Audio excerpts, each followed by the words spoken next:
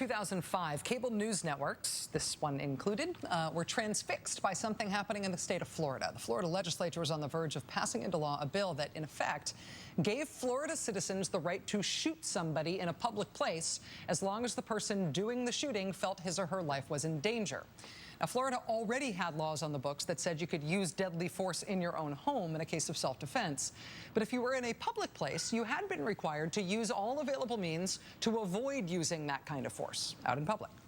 But this new law that was being debated, spring of 2005, said essentially, don't worry about the avoiding the use of force things out in public. Go right ahead. Shoot.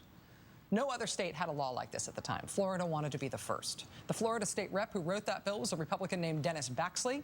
And in 2005, Mr. Baxley took to networks like this one to defend his bill.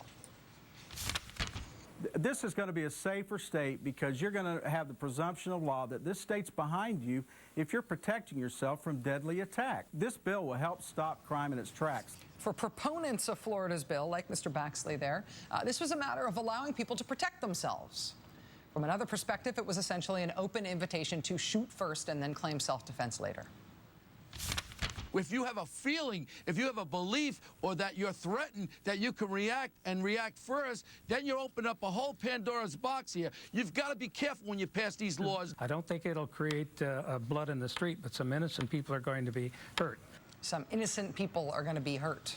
In the face of a fierce and national public debate about Florida's bill, the bill passed the Florida State Senate, then it passed the Florida House. It was signed into law by the governor of Florida at the time, Jeb Bush. Jeb Bush called the so-called Stand Your Ground law, quote, a good common sense anti-crime issue. Now, former Florida Governor Jeb Bush is in the news today because after months of withholding his endorsement, today he finally came out and officially endorsed Mitt Romney for president. But Jeb Bush is also in the news today for another reason. He is back in the news for that controversial bill that he signed into law in 2005. What you're looking at right now are pictures from a march tonight in New York City, just a few blocks south of here, a march calling for justice for Florida teenager Trayvon Martin.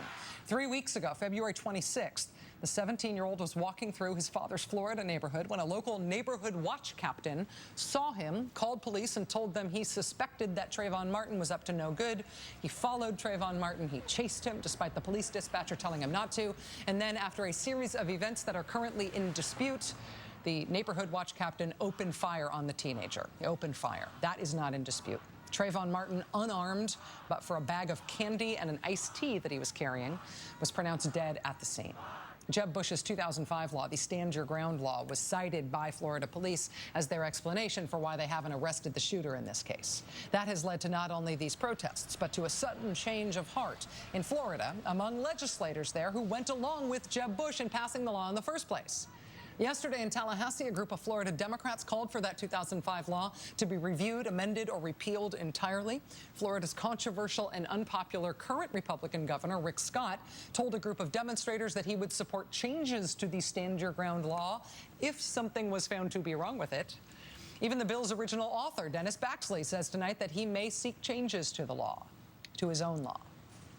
When Mitt Romney accepted the endorsement of Jeb Bush today, he lavished all sorts of praise on Mr. Bush. Mr. Romney saying that Jeb Bush is synonymous with good government and with conservative policies that yield results. They do indeed yield results. And this is why politics are important. Because not only you as a governor, but everybody in that jurisdiction that you govern has to live with the results of what you do, until somebody else comes along to change it, right? And you have to live with the results of what you did in governance for the rest of your life and for the rest of your political career. And sometimes those results of what you did in governance overshadow even what is supposed to be your big presidential endorsement day in the sun.